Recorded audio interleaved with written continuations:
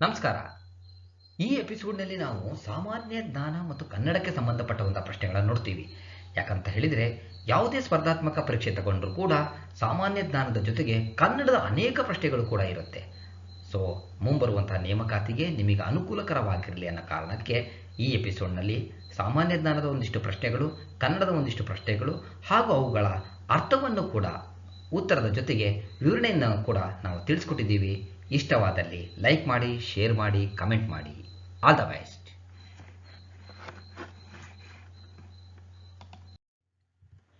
ಸುಲಿದ ಬಾಳೆಹಣ್ಣಿನಂದದಿ ಕನ್ನಡ ಎಂಬುದು ಉಪಮಾಲಂಕಾರ. ಯಾಕಪ್ಪ ಅಂತ ಹೇಳಿದ್ರೆ ಇದು ಇಲ್ಲಿ ಕನ್ನಡವನ್ನ ಸುಲಿದ ಬಾಳೆಹಣ್ಣಿಗೆ ಹೋಲಿಸಿದ್ದಾರೆ. ಅಂದ್ರೆ ಅಷ್ಟು ಸುಲಭ ಅಂತ. ಇಲ್ಲಿ ಅಂದದಿ, ಹಾಗೆ, ಓಲ್ ಎಂಬಂತಹ ಪದಗಳು ಬಂತು ಅಂತಂದ್ರೆ ಅದನ್ನು ಸುಲಭವಾಗಿ ನಾವು ಉಪಮಾಲಂಕಾರ ಅಂತ ಹೇಳಿ ಪತ್ತೆ ಹಚ್ಚಬಹುದು. ಇಲ್ಲಿ ಹೋಲಿಕೆ ಇರೋದ್ರಿಂದ 1 is the right answer. Basava ಪದದ ತತ್ಸಮ ರೂಪ ವೃಷಭ. ಬಸವ ಅಂದ್ರೆ ಎತ್ತು ಅಂತ ಹೇಳಿ ಅರ್ಥ. ಅದರ ತತ್ಸಮ ರೂಪ ವೃಷಭ. 4 ಈಸ್ ದಿ ರೈಟ್ ಆನ್ಸರ್. ಭಾಷಾ ವಿಜ್ಞಾನದ ಮೂಲ ತತ್ವಗಳು. ಈ ಕೃತಿಯನ್ನು ಬರೆದವರು ಚಿದಾನಂದ ಮೂರ್ತಿ. ಭಾಷಾ ವಿಜ್ಞಾನದ ಮೂಲ ತತ್ವಗಳು ಕೃತಿಯನ್ನು ಬರೆದಿದ್ದು Chidananda Murthy. 4 is the right answer. Kannada ವ್ಯಾಕರಣವನ್ನು ಸಂಸ್ಕೃತದಲ್ಲಿ ಬರೆದವರು ಯಾರು? 1ನೇ ನಾಗವರ್ಮ. ಕನ್ನಡ ವ್ಯಾಕರಣವನ್ನ ಸಂಸ್ಕೃತದಲ್ಲಿ ಬರೆದಿದ್ದು 1ನೇ Nagavarma. 1 is the right answer. ವಾಚಿಸು ಅಂದರೆ ಓದು ಅಂತ ಹೇಳಿ ಅರ್ಥ. ನಾವು ಕೇಳಿರ್ಬೋದು ಕವನವನ್ನ ವಾಚಿಸುತ್ತಾನೆ, ಕವನವನ್ನ ವಾಚಿಸುತ್ತೇನೆ, ಕವನವನ್ನ ವಾಚಿಸುತ್ತಿದ್ದಾನೆ ಅಂತ ಒಂದು ಪದವನ್ನು ಬಳಸ್ತೀವಿ. ಅದರ ಅರ್ಥ ವಾಚಿಸು ಅಂದ್ರೆ ಓದು, ಹೇಳು ಅಂತ ಹೇಳಿ ಅರ್ಥ ಆಗತ್ತೆ. 2 ಈಸ್ ದಿ ರೈಟ್ ಆನ್ಸರ್. ಕೆರೆಗೆ ಹಾರ ಇದು ಜನಪದ ಕಥನ ಗೀತೆ. ಇಲ್ಲಿ 4 ಉತ್ತರಗಳು ಒಂದು ಸ್ವಲ್ಪ ಸಾಮ್ಯತೆ ಇದೆ, ಹಾಗಾಗಿ ಕನ್ಫ್ಯೂಸ್ ಆಗೋ ಸಾಧ್ಯತೆ ಇರುತ್ತೆ. ಆದರೆ ಜನಪದ ಕಥನ ಗೀತೆ ಕೆರೆಗೆ ಹಾರ. 1 ಈಸ್ ದಿ ರೈಟ್ ಆನ್ಸರ್. ಸ್ವತಂತ್ರವಾಗಿ ಉಚ್ಚಾರವಾಗದ ಅಕ್ಷರಗಳನ್ನು ಹೀಗೆ ಕರೆಯುತ್ತಾರೆ.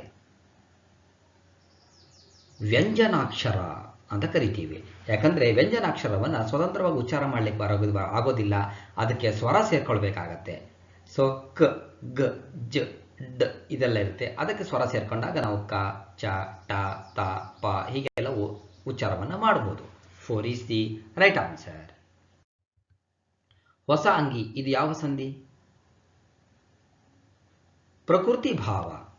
ಯಾಕಂತ ಹೇಳಿದ್ರೆ ಇಲ್ಲಿ ನಾವು ಬಿಡಿಸ್ಲಿಕ್ಕೆ ಬರ್ಲಿಕ್ಕೆ ಆಗೋದಿಲ್ಲ. ಇದನ್ನು ಬಿಡಿಸಿ ಬರ್ಲಿಕ್ಕೆ ಹೊಸ ಪ್ಲಸ್ ಅಂಗಿ ಹೊಸ ಅಂಗಿ ಆಗೋದ್ರಿಂದ ಯಾವುದೇ ರೀತಿ ಇದನ್ನು ಬಿಡಿಸಿ ಬರ್ಲಿಕ್ಕೆ ಆಗದೆ ಇದ್ದಾಗ ಅದನ್ನು ನಾವು ಪ್ರಕೃತಿ ಭಾವ ಸಂಧಿ ಅಂತ ಹೇಳಿ ಕರಿತೀವಿ. So 3 is the right answer. Kannada ಮೂಲದ್ದು ಅಲ್ಲದೆ ಅಂದ್ರೆ ಅನ್ಯ ಭಾಷೆಯಿಂದ ಸ್ವೀಕೃತವಾದ ಶಬ್ದವನ್ನು ಗುರುತಿಸಿ.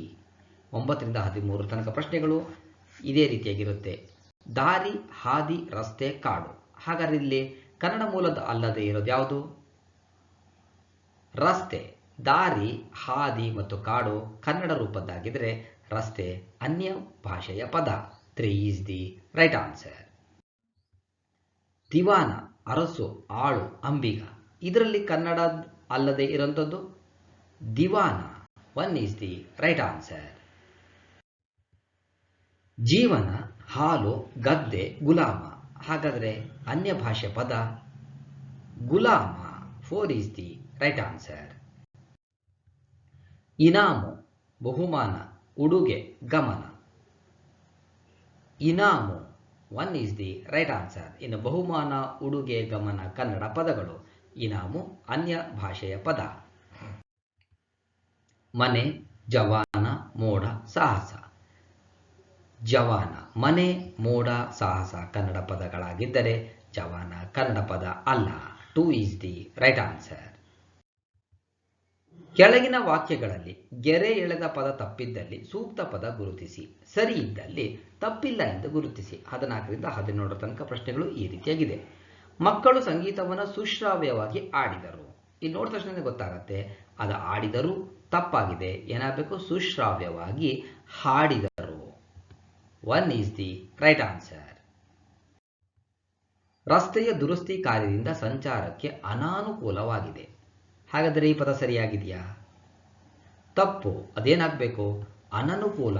ನಾವು ಕೂಡ ಬಳಸಬೇಕಾದ್ರೆ ಅನಾನುಕೂಲ ಅಂತಾನೆ ಬಳಸ್ತೀವಿ, ಕೆಲವೊಮ್ಮೆ ಅದನ್ನೇ ಬರೀತೀವಿ. ಆದರೆ ನಿಜವಾದ ಸರಿಯಾದ ಉತ್ತರ ಏನಪ್ಪ ಅಂದರೆ ಅದು ಅನನುಕೂಲ ಅಂತ ಆಗಬೇಕು. ಸೊ ಅನನುಕೂಲ ಅಂದ್ರೆ ಏನಪ್ಪ ಅಂದರೆ ತೊಂದರೆ ಅಂತೇಳಿ ಅರ್ಥ. 2 ಈಸ್ ದಿ ರೈಟ್ ಆನ್ಸರ್. ಗಂಧೋದಕದ ಸ್ನಾನ ಮಾಡುವುದು ಒಳ್ಳೆಯದು. ಹಾಗಾದರೆ ಗಂಧೋದಕ ಸರಿಯಾಗಿದೆಯಾ? ಸರಿ ಇದೆ, ಅಂದರೆ ಅದು ತಪ್ಪಿಲ್ಲ.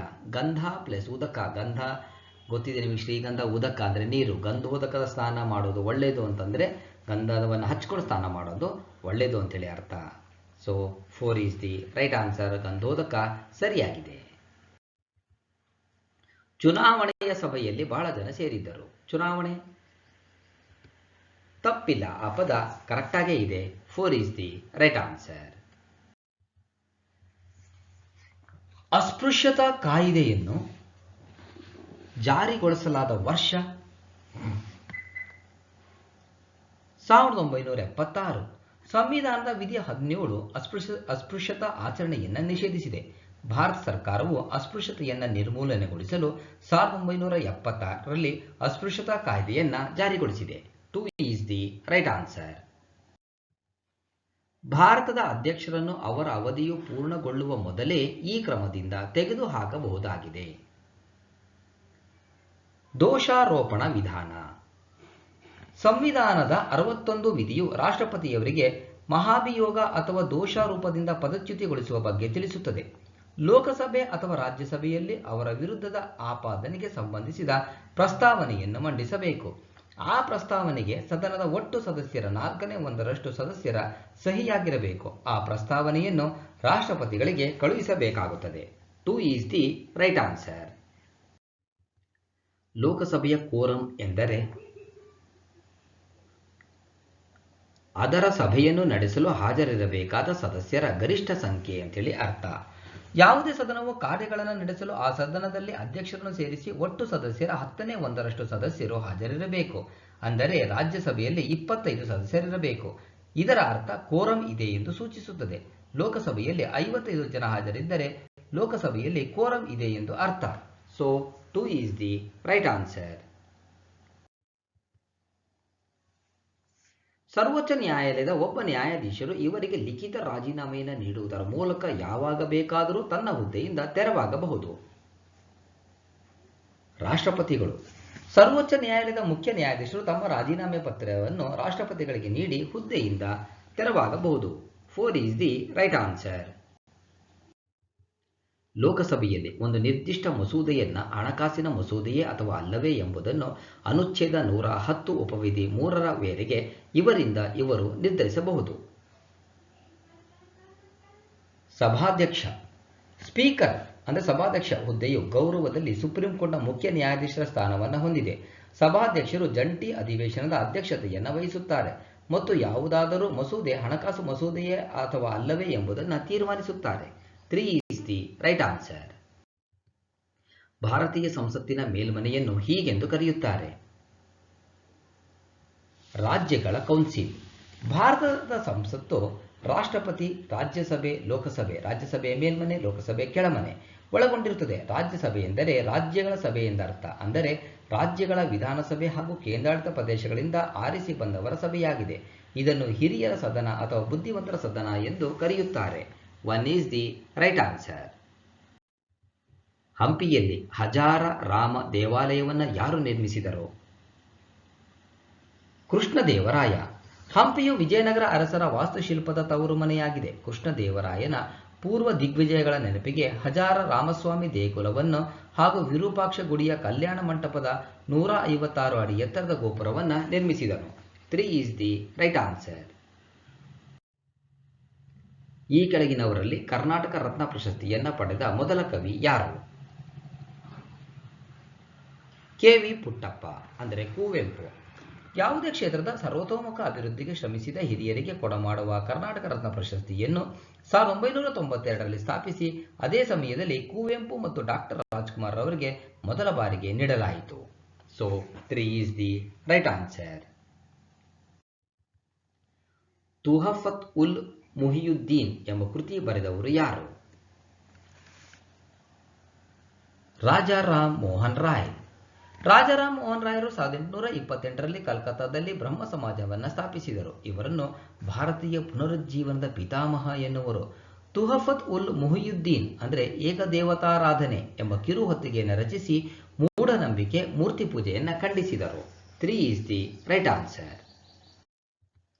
ಪ್ರಸಿದ್ಧ ಸೂಫಿ ಸಂತ ಬಂದೇ ನವಾಜ್ ಗೇಸು ದ ರಾಜ್ ರವರ ಸಮಾಧಿ ಇರುವ ಸ್ಥಳ ಗುಲ್ಬರ್ಗಾ. ಸೂಫಿ ಪಂಥ ಎಂದರೆ ಇಸ್ಲಾಂ ಆಧ್ಯಾತ್ಮಿಕ ತತ್ವೋಪದೇಶ ಮಾಡಿದ ಮುಸ್ಲಿಂ ಸಾಧು ಸಂತರ ಪಂಗಡ. ಬಂದೇ ನವಾಜ್ ಇವರ ಪೂರ್ಣ ಹೆಸರು ಸೈಯದ್ ಹುಸೇನ್ ಬಂದೇ ನವಾಜ್. ಇವರು ಗುಲ್ಬರ್ಗಾದ ಸೂಫಿ ಸಂತರಲ್ಲಿ ಸರ್ವಶ್ರೇಷ್ಠರು. ಗೇಸುದರಾಸ್ ಮತ್ತು ಬಂದೇ ನವಾಜ್ ಅವರ ಬಿರುದುಗಳು. 3 is the right answer. ಕರ್ನಾಟಕಕ್ಕೆ ಕಾಫಿ ಇವರಿಂದ ಪರಿಚಯಿಸಲ್ಪಟ್ಟಿತು. ಅರೇಬಿಯಾ. ಕಾಫಿಯನ್ನು 16ನೇ ಶತಮಾನದಲ್ಲಿ ಸೂಫಿ ಸಂತರಾದ ಬಾಬಾ ಬುಡನ್ ಅವರು ಅರೇಬಿಯಾದಲ್ಲಿ ತಮ್ಮ ಹಜ್ ಯಾತ್ರೆ ಮುಗಿದ ನಂತರ ಭಾರತಕ್ಕೆ ಪ್ರಯಾಣಿಸುತ್ತಿದ್ದಾಗ ಯಮನ್ನಿಂದ ಕಾಫಿ ಬೀಜಗಳನ್ನು ತಂದು ಕರ್ನಾಟಕದ ಚಿಕ್ಕಮಗಳೂರಿನಲ್ಲಿ ನೆಟ್ಟಿದ್ದರು. ಅಂದಿನಿಂದ ಇಂದಿನವರೆಗೆ ಕರ್ನಾಟಕವು ಕಾಫಿ ನಾಡಾಗಿ ಮಾರ್ಪಟ್ಟಿಸಿತು. 1 is the right answer. ಮಹಲ್ವಾರಿ ಪದ್ಧತಿಯನ್ನು ಪ್ರಾರಂಭದಲ್ಲಿ ಆಗ್ರಾ ಮತ್ತು ಔಧ್ಗಳಲ್ಲಿ ಪರಿಚಯಿಸಲಾಯಿತು. ಅನಂತರ ಅದನ್ನು ಮಧ್ಯಪ್ರದೇಶ ಮತ್ತು ಪಂಜಾಬ್ಗಳಿಗೆ ವಿಸ್ತರಿಸಲಾಯಿತು. ಈ ಪದ್ಧತಿಯು ಇವರಿಂದ ಪರಿಚಯಿಸಲ್ಪಟ್ಟಿತು. William Bentinck. ಮಹಲ್ವಾರಿ ಪದ್ಧತಿ ವಿಲಿಯಂ ಬೆಂಟಿಂಗ್ನಿಂದ ಪರಿಚಯಿಸಲ್ಪಟ್ಟಿತು. ಮಹಲ್ವಾರಿ ಪದ್ಧತಿ 1833 ಹೇಸ್ಟಿಂಗ್ ಮತ್ತು ಬೆಂಟಿಂಗ್ ಉತ್ತರ ಪ್ರದೇಶ, ಮಧ್ಯಪ್ರಾಂತ್ಯ, ಪಂಜಾಬ್, ಆಗ್ರಾ, ಔಧ್ ಹಾಗೂ ದೆಹಲಿಯಲ್ಲಿ ಇದನ್ನು ಪರಿಚಯಿಸಿದರು. 2 is the right answer. ಇವರಲ್ಲಿ ಯಾರನ್ನು ಕರ್ನಾಟಕ ಸಂಗೀತದ ತ್ರಿಮೂರ್ತಿಗಳು ಎಂದು ಕರೆಯುತ್ತಾರೆ? ಎ ಪುರಂದರದಾಸರು, ಬಿ ತ್ಯಾಗರಾಜರು, ಸಿ ಶ್ಯಾಮಶಾಸ್ತ್ರಿಗಳು, D Muthuswami Dikshitar. B, C ಮತ್ತು ಡಿ. ತ್ಯಾಗರಾಜರು, ಶ್ಯಾಮಶಾಸ್ತ್ರಿಗಳು ಹಾಗೂ ಮುತ್ತುಸ್ವಾಮಿ ದೀಕ್ಷಿತರ್ ಇವರ 3 ಜನರನ್ನ ಕರ್ನಾಟಕ ಸಂಗೀತದ ತ್ರಿಮೂರ್ತಿಗಳು ಎನ್ನುವರು. ಪುರಂದರದಾಸರನ್ನ ಕರ್ನಾಟಕ ಸಂಗೀತದ ಪಿತಾಮಹ ಎನ್ನುವರು. 3 is the right answer. ಇವುಗಳಲ್ಲಿ ಯಾವುದು ಎಸ್.ಎಲ್. ಭೈರಪ್ಪ ರಚಿಸಿದ ಕೃತಿ ಅಲ್ಲ? ಸರಸಮ್ಮನ ಸಮಾಧಿ. ನಾಯಿ ನೆರಳು, ನಾನೇಕೆ ಬರೆಯುತ್ತೇನೆ ಹಾಗೂ ಭಿತ್ತಿ ಎಸ್.ಎಲ್. ಭೈರಪ್ಪರವರ ಕೃತಿಗಳು. ಸರಸಮ್ಮನ ಸಮಾಧಿ ಕೃತಿಯನ್ನು ಕೆ. ಶಿವರಾಮ್ ಕಾರಂತರವರು ಬರೆದಿದ್ದಾರೆ. ಈ ಕೃತಿಗೆ ಸಾಹಿತ್ಯ ಅಕಾಡೆಮಿ ಪ್ರಶಸ್ತಿ ಕೂಡ ಸಿಕ್ಕಿದೆ. 4 is the right answer. ಬೌದ್ಧ ಮತಕ್ಕೆ ಸಂಬಂಧಿಸಿದ ಪದ್ಮ ಸಂಭವ ವಿಹಾರ ಎಲ್ಲಿದೆ? ಬೈಲಕುಪ್ಪೆ. ಪದ್ಮಸಂಭವ ವಿಹಾರವು ಪೂರ್ವ ಮೈಸೂರಿನಲ್ಲಿರುವ ಬೈಲಕುಪ್ಪೆಯಲ್ಲಿದೆ. ಇದು ಬೌದ್ಧ ಧರ್ಮೀಯರ 2ನೇ ಅತಿದೊಡ್ಡ ಮಠವಾಗಿದೆ. 4 is the right answer. ಮಧುಮೇಹ ಈ ಅಂಗಕ್ಕೆ ಸಂಬಂಧಿಸಿದ ರೋಗ. ಪ್ಯಾಂಕ್ರಿಯಾಸ್. ಮಧುಮೇಹ ಅಂದರೆ ಸಕ್ಕರೆ ಕಾಯಿಲೆ ಅಂತ ಹೇಳಿ ಅರ್ಥ. ಇದಕ್ಕೆ ಕಾರಣವಾಗಿರುವಂಥದ್ದು ಇನ್ಸುಲಿನ್ನ ಕೊರತೆ. ಸೊ ಇದು ಪ್ಯಾಂಕ್ರಿಯಾಸ್ಗೆ ಸಂಬಂಧಿಸಿರುವಂತಹ ರೋಗ. ಇನ್ನು ಲಿವರ್, ಹೆಪಟೈಟಿಸ್, ರಕ್ತ, ಲ್ಯುಕೇಮಿಯಾ, ಕಣ್ಣು, glaucoma. 1 is the right answer. ಈ ಕೆಳಗಿನ ಹೇಳಿಕೆಗಳನ್ನು ಪರಿಗಣಿಸಿ. 1.